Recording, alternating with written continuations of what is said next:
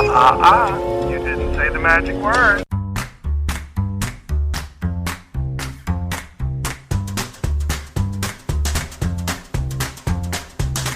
Quiet, numbskulls, I'm broadcasting.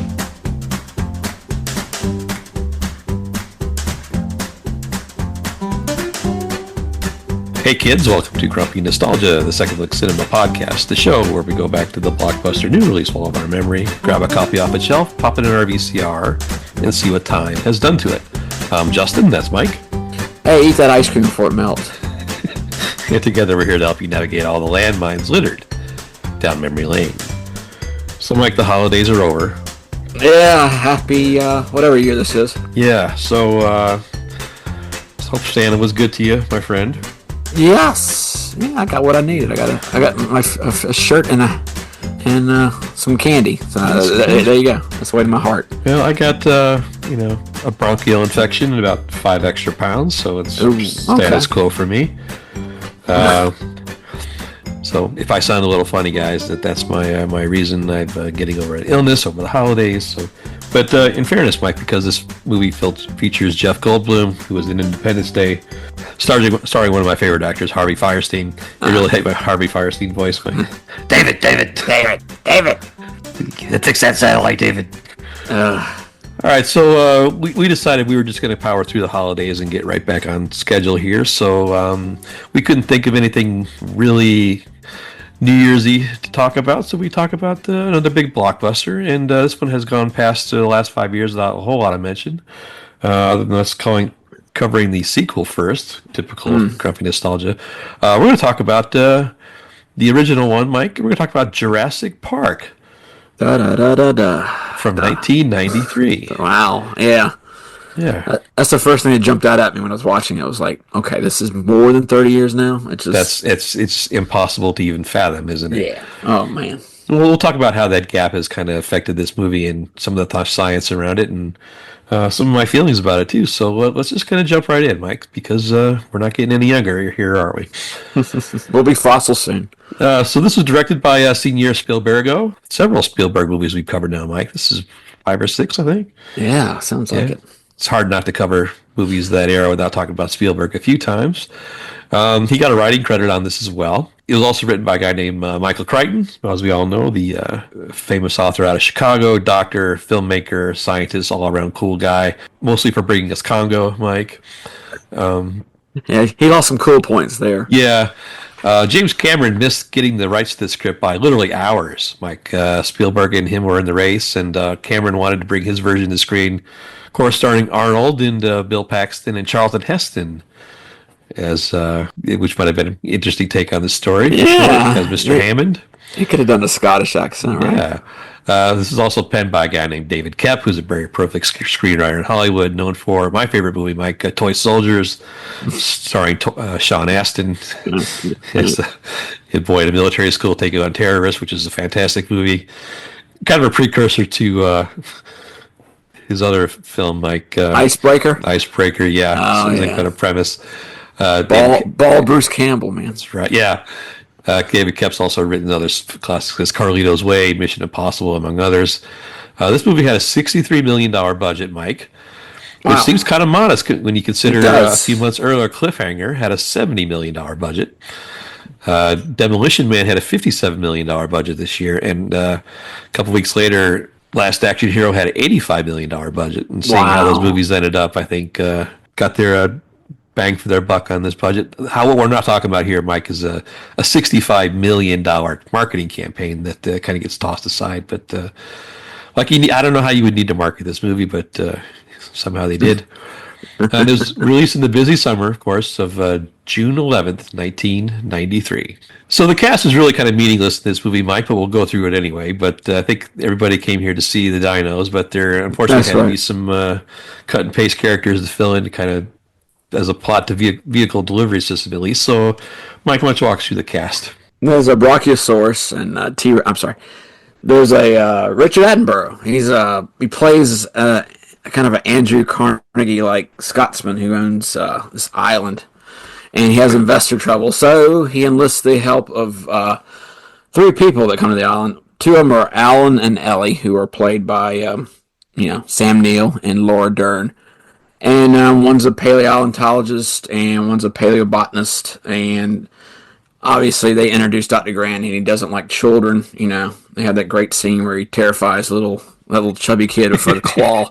It's a great foreshadowing, And I like the fact that the Laura Dern, Sam Neill, you don't know if like Ellie and Alan are boyfriend girlfriend, what kind of you have no idea what kind of relationship they have. And I like that because the rest of the movie there's no romantic entanglements and no PDA or any kind of stuff like that. And it really it would take away from the movie if they did have some kind of side story where she wanted to have kids and he didn't.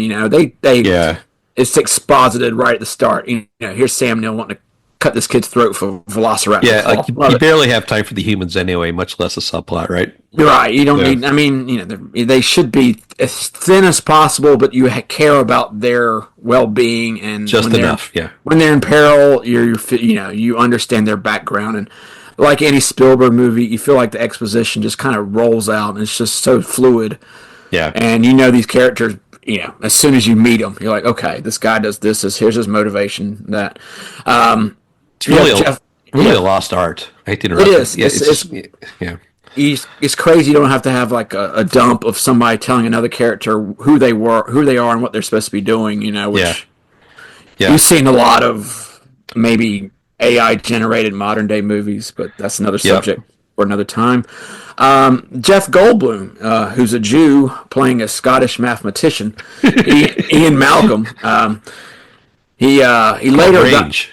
I guess so. I guess we could still have that in today's cinema, but he later adopts a black girl who's also a gymnast. So there you go. It's more familiar to us, and I forgot that he had a couple of scenes in in the original Jurassic Park where he's not wearing the white wife beater, but he's still showing off the the swagger of a Jeff Goldblum in '93. You have a technician played by Samuel Jackson Ray, and his strongest profanity in this movie is the word "butts." So you don't really get to hear the typical Sam Jackson palette of words, which I guess is good. Wayne Knight, who is not playing Newman, but he might as well be in this movie too. He's Dennis Nedry, who's the conniving kind of IT guy who's apparently very messy, but he has colleagues that work at Cambridge, so he has that going for him. This is true. And then you have a couple of kids who actually are pretty good. You have a little girl who screams too much, and then you have the boy Tim, who later becomes a bass player for Queen. This is true. and that's pretty much a cast. So there you go. All right, I'll thank you, Mike. Just some other notes on that cast. Kurt Russell was the original pick to play Sam Neill's character. Also, Richard Dreyfuss was considered as well. Laura Dern's roles were considered by Sandra Bullock, Gwyneth Paltrow, Terry Hatcher, Helen Hunt, of course. Interesting thing, Jim Carrey was considered for Jeff Goldblum's role. That might have been interesting. The Richard Attenborough's role, they considered Sean Connery, who didn't get the script. Same way he didn't get Gandalf in Lord of the Rings. Oh, that's right. Oh, my gosh. Danny Glover was considered for Samuel L. Jackson's role as well. But the first actor actually cast in this movie was Newman. Spielberg was watching funny. Basic Instinct, and he just liked his role, and he waited to the end of the credits to find out the actor's name and wrote him down. But it's funny that he was the first actor cast was Newman. That's incredible. Yeah. So this, of course, was written by Michael Crichton several years earlier in the mid '80s, and he got a $2 million payday for the rights for this. This has been a hot property in Hollywood for a very long time. He and Spielberg were working on an ER project, a television show. They're trying to make a movie, and then he discussed, hey, what are you working on? He says, well, I'm writing this novel about genetic dinosaurs, and, that was it after that.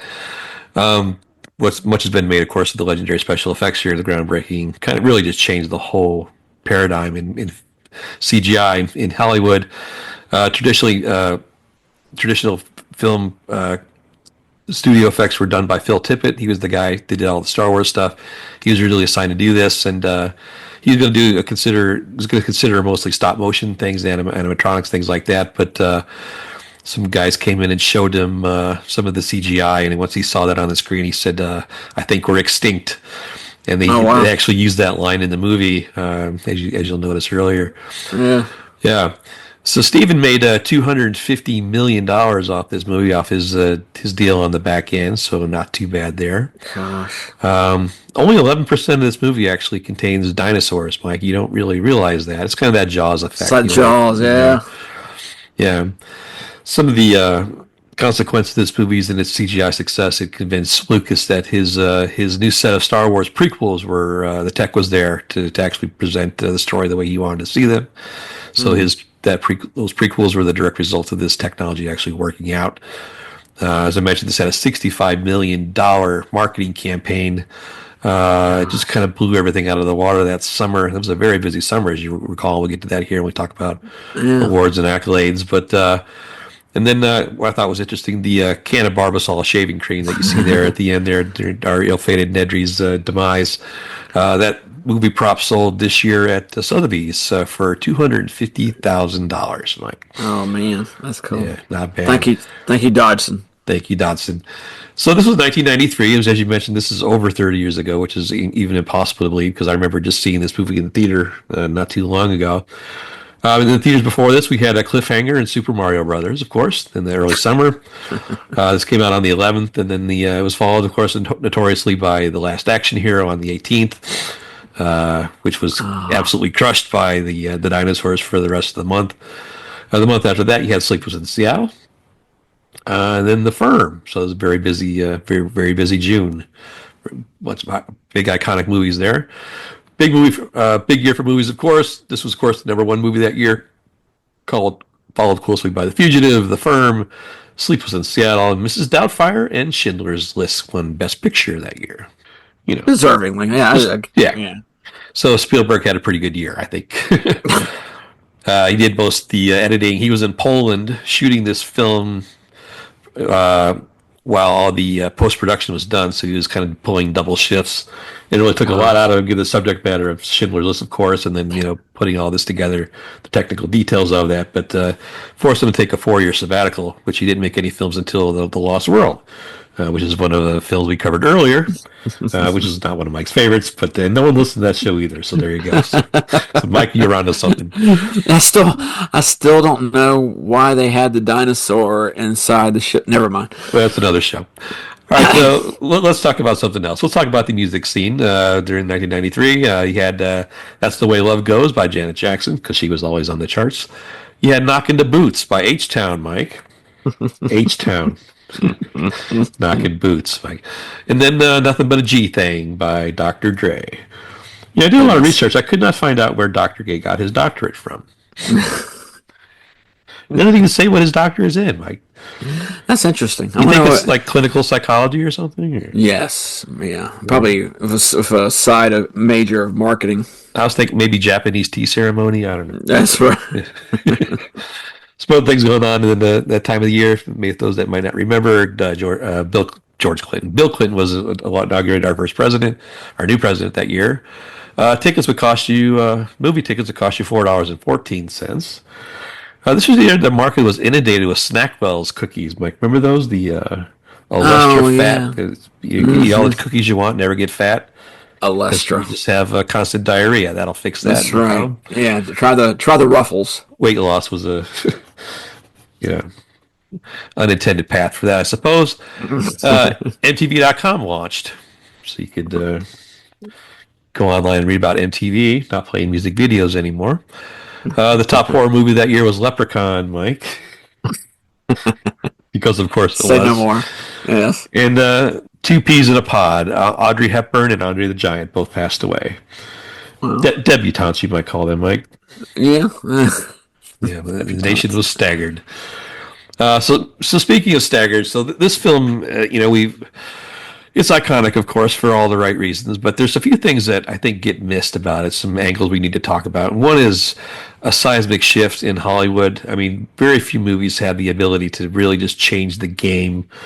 And I think, when you're talking like this, or maybe Avatar, King Kong, or Star Wars, there's all these seminal movies that stand out. The big movies are always big, but there's those big movies that just change the dynamic and the paradigm just shifts in Hollywood. And when this movie came out, I remember seeing this at a midnight show, Mike. It's because it was just a fever pitch. They had marketed this thing for months, and this is before you had the internet leaking trailers, and you could only read the little articles in Internet Weekly. But there's an element to this movie that's still, you remember where you were when you saw this movie the first time, and I don't think that's a very special attribute for film. So we'd like to maybe explore that a little bit. But first, let's kind of go through what happened. So, Mike, if you're ready, why don't you go ahead and hit the button.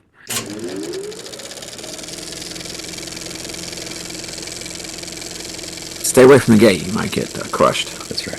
Or a velociraptor might grab you. So in typical Spielberg fashion, we get a really great opening scene here. This kind of misdirect where you see this evening jungle scene at night, and it's dark lit, but you can still see, and you see stuff moving through the bushes, and you're sure there's going to be a dinosaur coming out of there. And of course, it's a forklift. They're transporting a velociraptor into a new cage.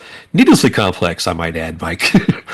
Yeah, there's a lot of guys on the scene working when they probably only needed maybe 4 or 5. Yeah, I've heard that one of the guys on the bridge and the beard is Spielberg. He's one of the guys. He wanted to be in this movie. I think I spotted him, but what I like here, you get that misdirect, which he's really known for, and then you get the people looking thing, which I think he's really good at. Guys wearing sunglasses at night too. That's a big Spielberg thing for some reason. That's always great, yeah. But what I like what he did here is that it establishes that these dinosaurs are not fun. They're dangerous, right? And I think that first scene, of course, when the things go haywire and the gatekeeper gets chomped, and it explores what this movie is going to be. This is not going to be this epic adventure. There's going to be some darkness here, and I think that really kind of hints at what the tone of this original narrative was supposed to be, this cautionary tale of what happens when you do things you're not supposed to be doing and all that. But I like how they introduced that element right away, Yeah, you're going to be tampering in God's domain, and something's going to go wrong. Yes, exactly. So there's a couple exposition scenes here that kind of get laid out. We see Alan Grant and Ellie. I can never remember her I can't remember her last name in the movie. Sattler. Yeah, Sattler. That's it. They're in the Montana Badlands. They're digging up their traditional dinosaur digs, and it's always amazing how the dinosaur digs in Hollywood are just. This looks like somebody just put it in some play sand, and they just have to push the sand away. It's like, look at that! It's a whole skeleton, perfectly preserved, which never happens either. But hey, that's okay. So you get that scene where Hammond comes in and hit his chopper and kind of upsets the whole apple cart and comes in and announces that he's starting an island, and he's got, as you mentioned earlier, Mike, he's got some insurance problems, and he wants these two guys to come in and help with the underwriters to get some of the insurance off his back. So he convinced these guys by funding their future digs for the next few years to come out and do a little review and sign off. And there you go. So we're off. And they're in the chopper heading to the island, Mike, and it's already exciting, right? So that's where we meet up with Ian Malcolm, of course, who's played by Jeff Goldblum, who's kind of the other side of the equation. He's more of a chaotician, and he's there to be the kind of the rock star and try to sign off as well. And he is very skeptical of John Hammond's playing as well. So we get all these three kind of mixed in the blender together, and when the movie's off. So you get that amazing scene where they're kind of flying in and dropping in and driving through the jungle, and they go through the big King Kong gates. And even, I remember all these scenes the first time I saw them, and just how exciting it was, because something big was going to happen here. And then it's one of the best payoffs, I think, in movie history is that first dinosaur reveal. I remember just the audible gasp in the theater the first time those, packed house saw this at midnight. It was one of those things that I just, you never had seen anything like that before, literally, Yeah. And just there's a bit of trivia. The field that that's filmed at is in Kauai, and literally right across the highway, currently today, is where Mark Zuckerberg is building his big compound. Of course he is. I thought that was an interesting dynamic. Here you have one of the most iconic scenes filmed in history, and right across the street is the founder of Facebook building his nuclear bunker. Nice. Oh, what times we live in, right? Uh-huh. But so at that, after you get that reveal and that swelling music score, you're like, okay, this is what we came for. You could walk out of the movie there and get your money's worth, but it just keeps going. So unfortunately, it takes a little like 30-minute saved exposition thing where they go in and they have dinner. And there's a gap here where kids don't get to see dinosaurs for a little bit. They go into some more exposition, which I thought was smart because they do like the little tour, which is kind of the explaining to the layman audience that this is how is this very complex science behind it, the genetics behind it, in the form of animated TV. It was so cartoon. Disney Epcot-ish, I love that. But I think completely necessary because these are some pretty abstract concepts for people to grasp. I think it was probably the best they could do at the time. Mm-hmm. And then after all that's done, you're like, okay, well, I don't see any more dinosaurs. Let's get going. So that's when the kids show up, Mike, and that's where a little bit of your heart gets ripped off because. Because now it's now you got something to worry about, which is another thing. But I don't know. You got to have kids in there because kids are the reason the story was made. I'm sure. So this is summer blockbuster. You got to have kids. Yeah, but manageable kids for sure, I suppose. Annoying, but written that way. I like the idea that I know it's a trope now, but I don't know if it was a trope. But you had the precocious kid that actually knows about dinosaurs is only like 8 or 9 years old, and the older sibling who doesn't care. It's just there because they're there. It's passable. Yeah, it's passable. It's hard. It's 30 years after the fact. You've seen it a few times by this point, so you're kind of like grown when you see it nowadays. But I think it had a little bit different effect maybe back in '93. Sure. Yeah. All right. Well, that's so they're kind of like the pilot test for the tour, and they get to take the first tour program, and they head out on the road, and of course, it's everything is like an amusement park. Things don't always work, and they make their first stop at the Dilophosaur pen. They don't see any dinosaurs, and they go to the fabled T-Rex area, and there's no T-Rex there. And of course, Goldblum makes the cracks to Attenborough about, hey, you do have dinosaurs on this tour, right? Which I think is great. There is a scene intermittent here where they see a wounded Triceratops, which they get out of the cars and go investigate, which I thought was great. Just that's straight up practical effects, which I think was a nice blend to have both those in there. But I remember that scene being just as impressive for some reason as some of the CGI. Just that huge trike puppet being very cool. That's where some of the emotion hits in. That's where they kind of swing the pendulum back to the magical and mystery of the dinosaurs coming back and how that cool that is. And but they quickly shift and pivot again here.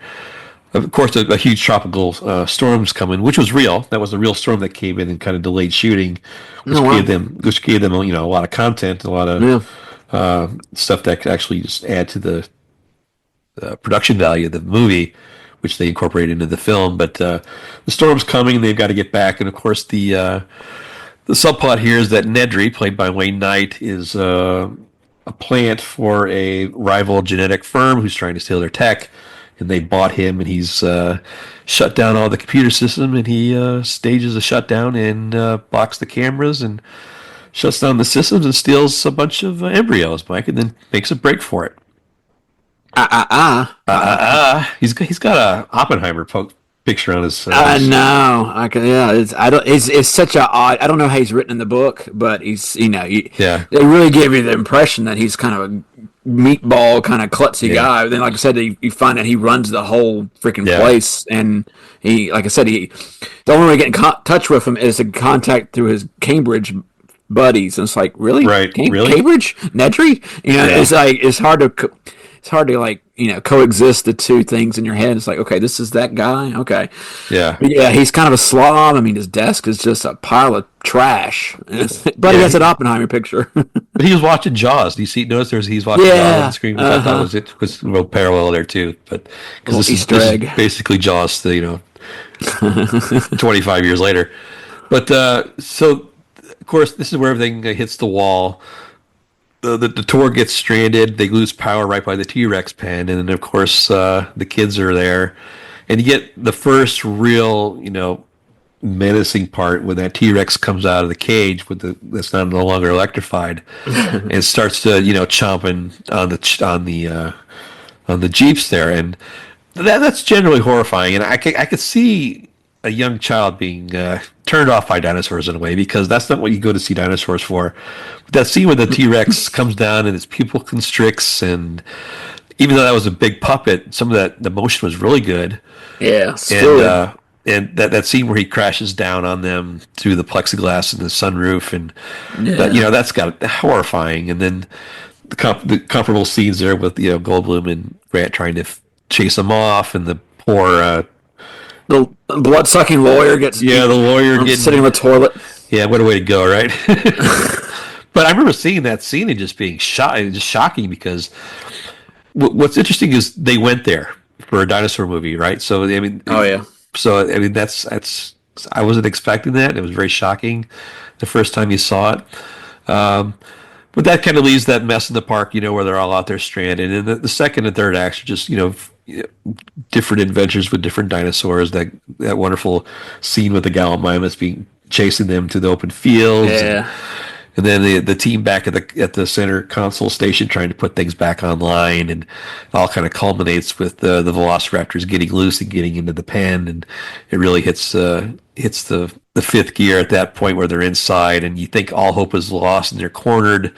And they had that great scene at the end where the T-Rex makes his final return, and as they're cornered, and takes on those two Velociraptors at the end, and gives that great roar, and you get that "When Dinosaur Ruled the Earth" banner rolling down. It's just a fantastic Spielberg scene. And then at this point, all the actors and the scientists' hubris has been expired, and you kind of see this whole thing play out. It was just really just a fantastic little adventure, and it kind of culminates in the scene at the end where they're riding off the helicopter over the ocean. They see the birds, kind of parallels the evolutionary theory that Grant has about the dinosaurs still being here, and you get that rousing score. And then hey, wow. So again, did nothing to substantiate how great this movie was, the quick little appraisal, but everybody's seen this movie, for God's sakes. Let's give me a break. So but it was one of those things where you remember the first time you saw every one of these scenes. I think it's just a very, very unique kind of trait for a film to have that kind of palatability and that kind of memorability to it. So just cool. So yeah, for sure. So how cool was it, Mike? Let's talk awards and accolades. Well, it had a $47 million opening, which at the time was a world record. It ended up doing a $407 million domestic haul, which was a world record. And then it had a 1.1 billion with a B. Worldwide box office, which is a record haul. All this until Titanic, of course. Yeah. It fostered two sequels, not as good. One of which we covered, The Lost World, in 1997, which was the first film Spielberg did after his 4-year hiatus, followed by Jurassic Park 3, which had no affiliation with Spielberg other than just him producing it, in 2000. Not as good either. Sam Neill returned for that one, but again, these films have kind of BD Wong's been in most all of them. Yeah. My inner nerd's going to come out about BD Wong. When he's in the film here and he plays a scientist, one thing you're never allowed to do, Mike, is erase in the lab. They show him erasing things all the time with his pencil. Oh yeah. That is a no-no. You never do that. You never erase. You draw the line through. That's important research that gets lost. So that's from my years in the laboratory, Mike. Sorry. So you're saying Dr. Wu and as smart as Dr. Dre? That's correct, Mike. Okay. No Wu. So this had a reboot in 2015 with the Jurassic World trilogy. And 18 in 2022, those movies made $4 billion, but I couldn't tell you the name of any character in them. Well, it's funny you mentioned that, though. I know I think I saw them with you, actually. We saw the first two. Yeah. I didn't see the last one. I didn't see Dominion. I did not want to see that movie. Okay. But the only thing I knew about it was it did bring back, Laura Dern and Sam Neill and, of course, Jeff Goldblum again. But yeah, the character's the main bad guy is Dodgson from the original Jurassic Park, who meets, Nedry outside a little cafe and gives him the Barbasol can. So I guess it's trying to come full circle, where, he has the bad guy returns as this side character in the original movie, which is interesting. But I don't know how well that movie did as opposed to, the first two. It made $1 billion. Of course it did. Yes, but again, I couldn't tell you a whole lot. I saw all three of them. I couldn't tell you a whole lot Okay. about what it just didn't resonate with me. It's like they had to invent new dinosaurs, and again, too many characters, and it just kind of took away some of the Jaws element of it. I think the trajectory of these films have gone down with every sequel. Well, it's like what they say about the original movies, like contain in this. We've talked about this on another podcast.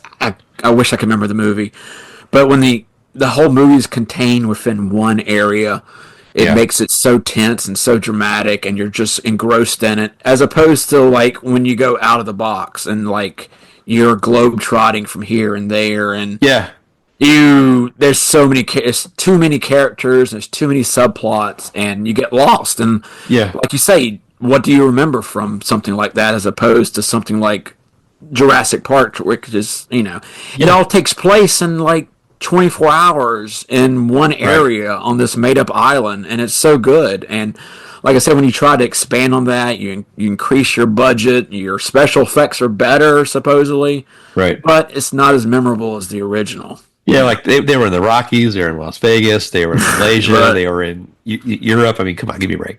Yeah. But yeah, so it's getting a rebirth in 2025, Mike. David Koepp, the original screenwriter, returns for this one. It's got Spielberg producing. Stars Scarlett Johansson. It's called Jurassic Park Rebirth. I think it's coming out this summer. We'll keep our fingers crossed for that. Rebirth, like in the fact that it's like, I guess starting from the sixth movie. I think it picks up after the World Trilogy. I'm not entirely sure. The details are sketchy on the plot, but I think it's a little smaller, self-contained. Okay. So it's again, they're just going to keep making these movies. They stop going to them. So they don't go down the streets of San Diego. Not yet. This film was responsible for a huge boost in paleontology interest. Of course, a lot of kids signed up for those majors in college. In fact, they're finding about 50 new dinosaurs a year now as a result of all this new academic interest in this. This movie made its TV film debut on NBC on May 7th, 1985, to the tune of 68 million viewers, Mike, which was pretty cool. It had a short little run in 2020 during the COVID era as the number one film again. It went back out in theaters, and theaters were doing that kind of thing, which I thought was a really cool, interesting thing. So, but again, the impact on pop culture, as we've said several times here, just changed the whole dynamic of film and CGI and storytelling, for better or worse, some would say. But we'll get to that here in a minute. Let's talk about, this is the time of the show where we talk about what we call our Grumpy Meter. This is where we talk about films we saw as younger film goers and our effect on them, and then we watch them again through the eyes of grumpy old jerks and see how our opinions change one way or the other. So, Mike, why don't you head us off? Talk about the first time you saw this film and your most recent watch with a critical eye, and tell me what happened, if anything. When I remember, it was a simpler time back then. You would read about something on, like you said, on Entertainment Weekly, and there's this new dinosaur movie coming out with some real cutting edge special effects from Steven Spielberg. So that's all I needed. I don't know what the marketing campaign did. I don't know if they went through McDonald's Happy Meals or Burger King Play stuff, but that's all I needed. I just, and I was hooked. And I even told my girlfriend at the time, who's my wife now, I said, let's go see this movie about dinosaurs. And she had no idea it was like a pseudo horror movie. And it was funny because I think even watching it, you like you say, you see that first scene, you're like, okay, this isn't a Land of the Lost kind of thing. This is kind of scary, And I remember she had trouble sleeping for like a couple of nights after.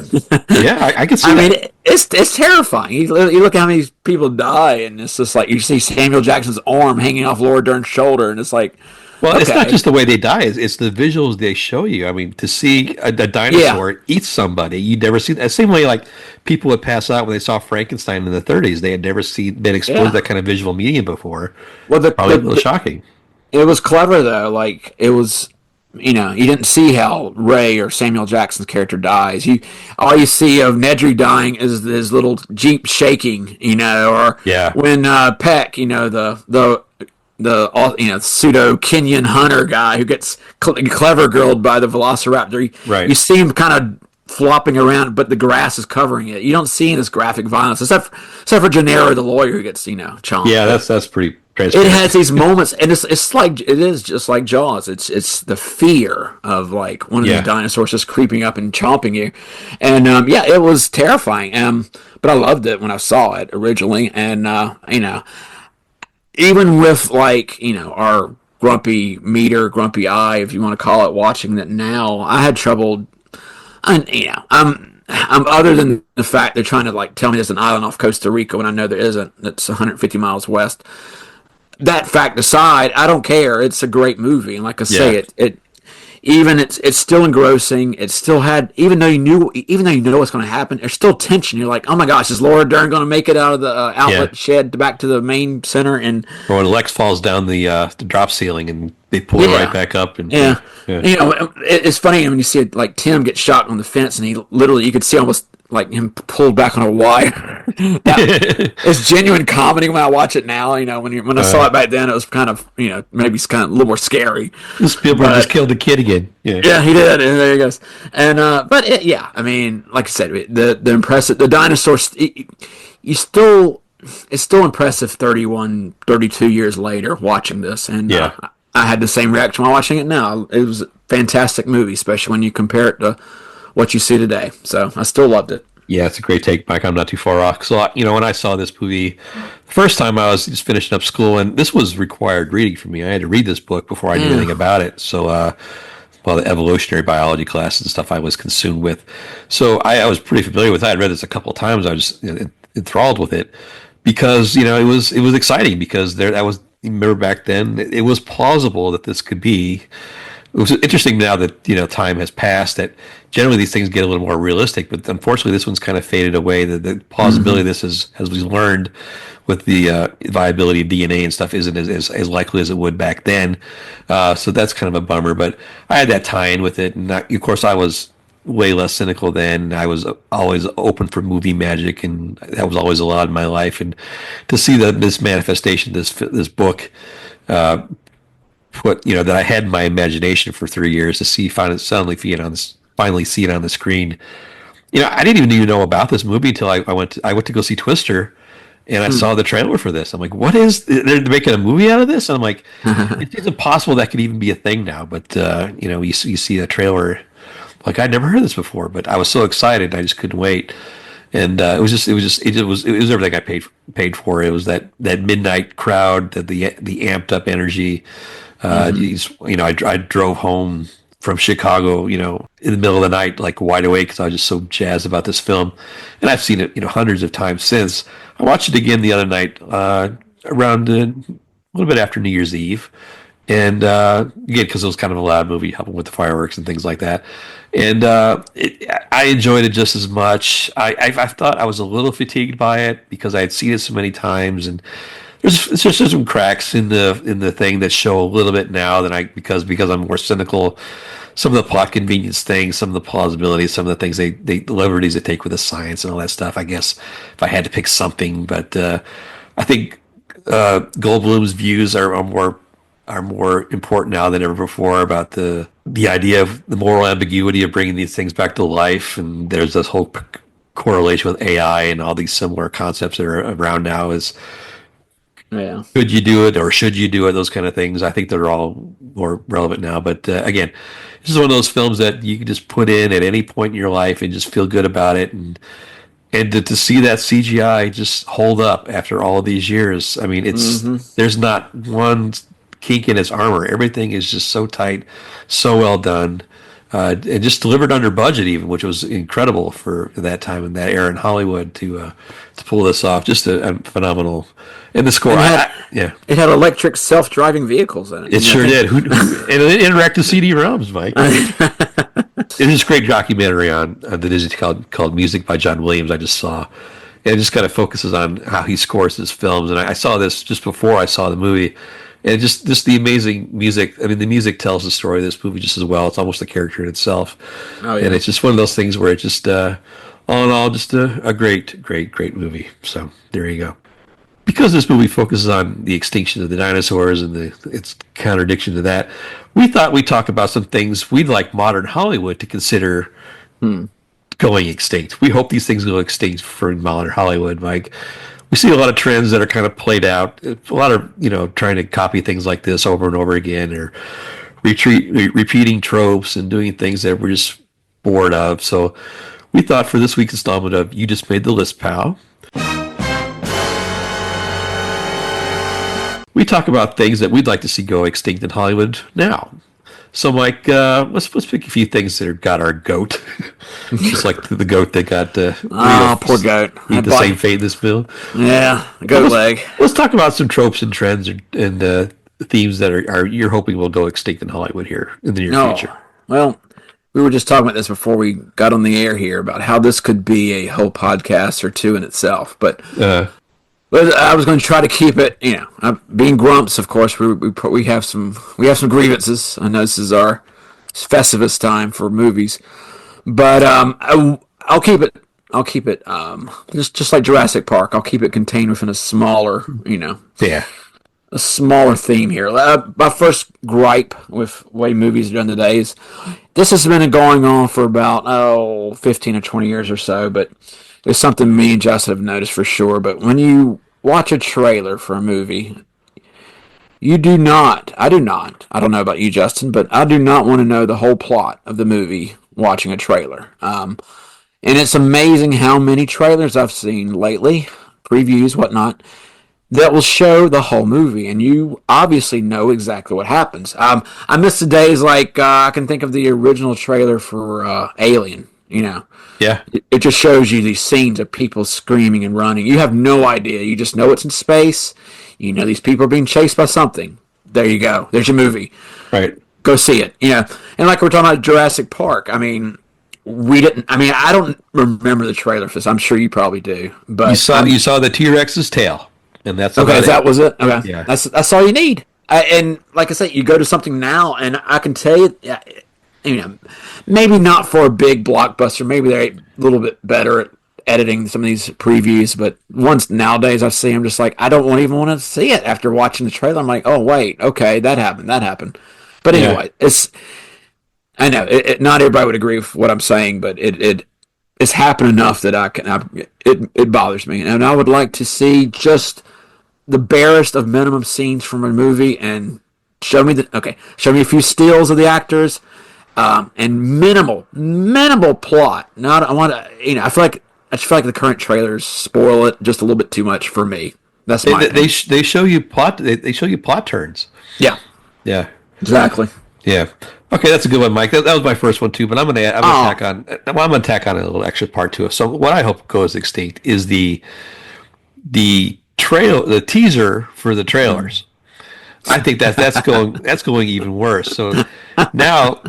You get two. Traditionally, there's a teaser, a trailer, and a trailer too. But now there's a teaser for the trailer. So it's like by the time they stretch out all those, I know they're kind of forced their hand here. They have to making a movie such a risky investment anymore because no one's going to go see them because they know they can watch them in their house in 22 days later. But by the time you get to the theater, you will have seen 7 minutes of the movie. And that's in case they don't have the first 10 minutes free on YouTube for you. Yeah. But it's just kind of a continuation of your point, Mike, where I don't know if we've passed the point of no return on this. I don't think we're going to get away from it. But the mystery of going into that dark room and seeing a film for the first time you don't know what's going to happen. I don't think we're ever going to get that back. Yeah, I know we've talked about this before, but like a movie I saw last year, it was Godzilla -1 or whatever, and I knew nothing about it before I went in. I tried as hard as I could not to know anything about it because I knew it was a Godzilla movie. That's all I needed to know, Yeah. And it's hard nowadays just to shield yourself from knowing about something before you go in the theater and watching it, and having almost a preconceived opinion of it before you even you give it a chance. At least for me.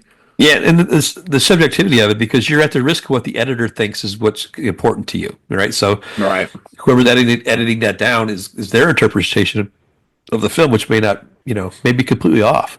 It's like it's so easy to recut a trailer. Like have you ever seen that like Shining recut to a comedy? Yeah. I mean, it's that simple to do, right? So it's Right. one of the things you always have to take into consideration. So that's my follow up to your point is the teasers for the trailers of the movies. So there you go. Nice. So Mike, what's your next thing you hope dies? I'm going to go to the other end of the movie, the post-credit scene. It used to be I would watch a movie, I would watch the credits to a movie just to see, hey, what was that?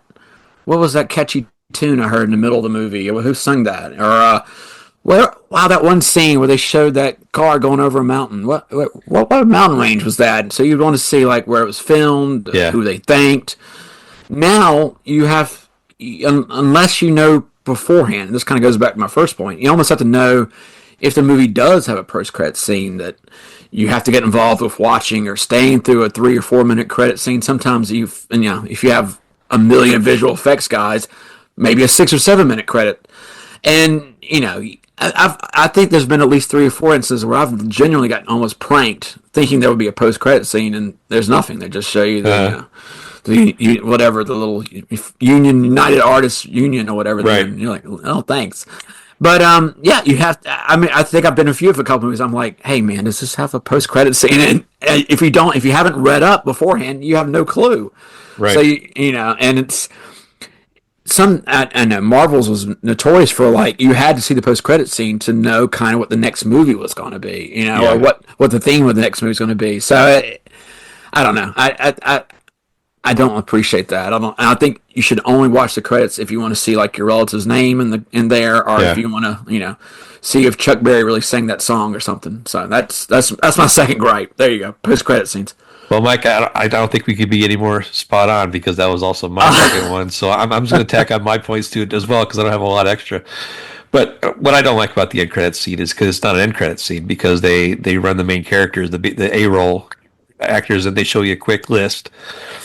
And what I particularly resent about these, I think Marvel initiated as a very clever thing to sell that first series, right? The Avenger whole series line. Yeah. But I think it's become a crutch now where I think nothing matters to a lot of the people that go to see this except to see what the next one is. And a lot of these things are disconnected or poorly made or not really cliffhangers in any way, shape, or form. They just introduce some sort of weird element to tease people to the next movie, which I think is superfluous and not really needed anyway. But and then they, people have come to rely on them now. And you see the first thing people do when they're on their phones is they look up and see if there's, do I need to hang around here? And for old farts like us, Mike, it's usually, can I go to the bathroom?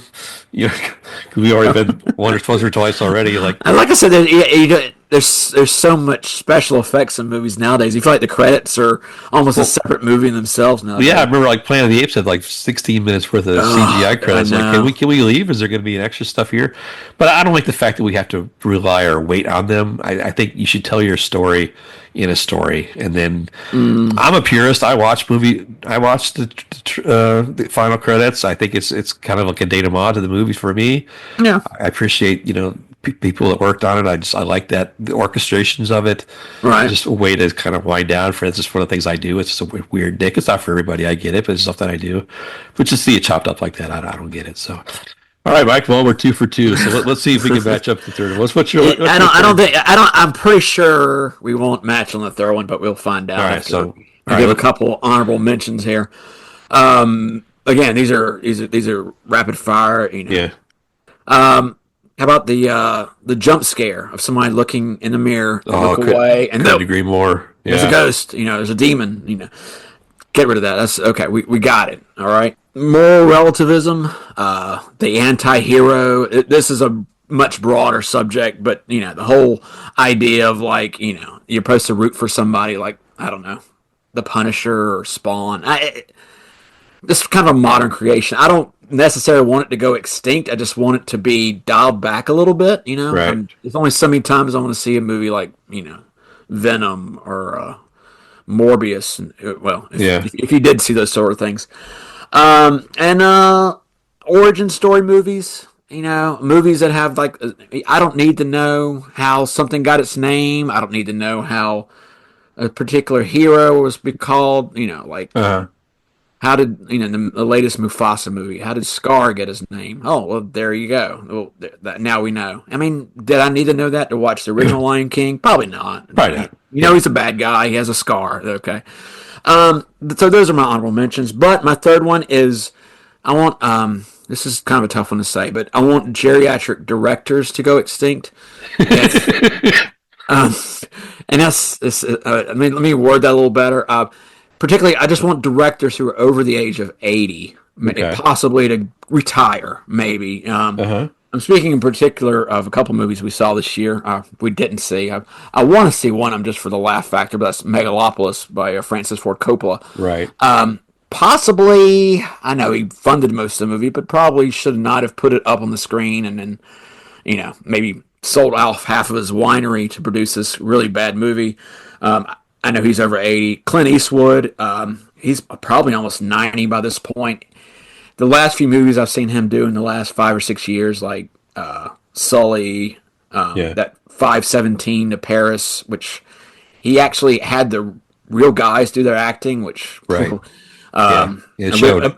A movie about Richard Jewell. I mean, we got it. I mean, Gran Torino, he should have just ended it right there, and probably, I know he's probably made a couple of good documentaries or pseudo documentaries after that, but maybe he should have retired.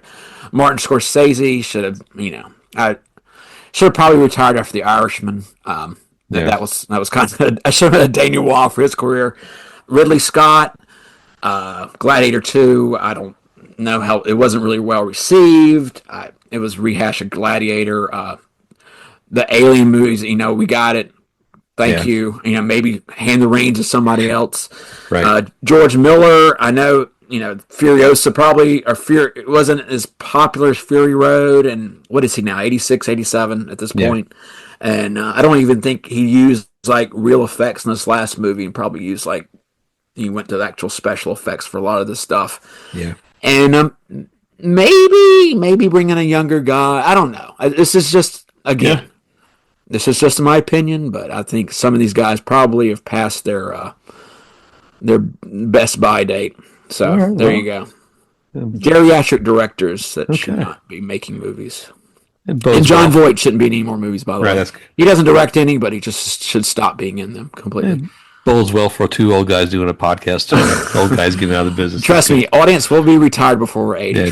Don't worry, guys. Well, that's a very comprehensive list. Thank you very much. Sure. My final list, I've got a couple honorable mentions. I'm sick of the superhero landing. Oh, yeah. That's the 3 points of contact. We get it. Big deal. Stop doing it. Try something different. I'm sick of people walking away from explosives and not feeling any impact from them. This is so cool. Yes. Walking away slowly. Okay, we've done that. Stop doing that. I'm tired of people getting shot or killed or mutilated and not feeling any physical impact.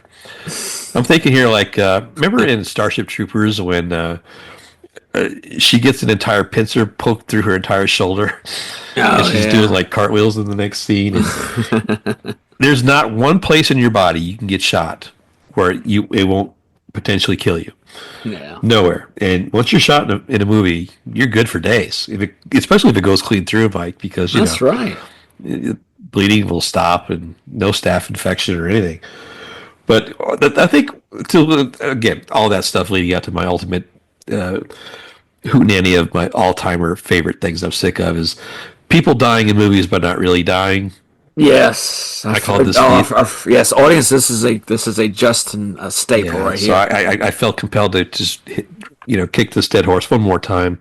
I call this the Disney Star Wars. Everybody, I don't know why people aren't allowed to kill characters in movies anymore. Everybody has to come back. There's something as a film goer. The finality of something has drama, and it has closure, and it has these things. Deaths are final, and deaths should be final, and they should never be subjugated to VAR or instant replay and we'll review to see if he really died, because when you see somebody die on screen, with very few exceptions of some sort of misdirection, that should be a death, and it takes away the dramatic impact of it, and it also sours people to suspend any disbelief or even have any tension in some movies sometimes, because, Iron Man's not really going to die, or Spider-Man's not really going to die, or, it's superhero movies are probably a little more ridiculous about this, but Jedis don't die anymore. It's like, it's okay for these characters to die because it makes one of the key points of a narrative is to have some sort of thing to react to. And when you start taking away these things, this is soften it for us, for a more, softer generation. I don't know what that is, Mike, but yeah, I use the analogy of Quint in Jaws.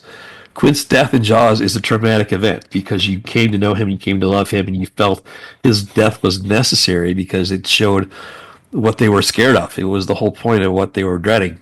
And you take away that big element of something like that. It's just, I don't know. I think screenwriters missed the ball. Producers probably had the ultimate say in this at some point because they got to, make the next action figure and have that character live on for the next series. But I miss that finality of it, quite frankly. What if Roy Scheider and Richard Dreyfuss are they're floating away at the very end, and hey, there's Quint. He's on a life raft. He just happens to be okay.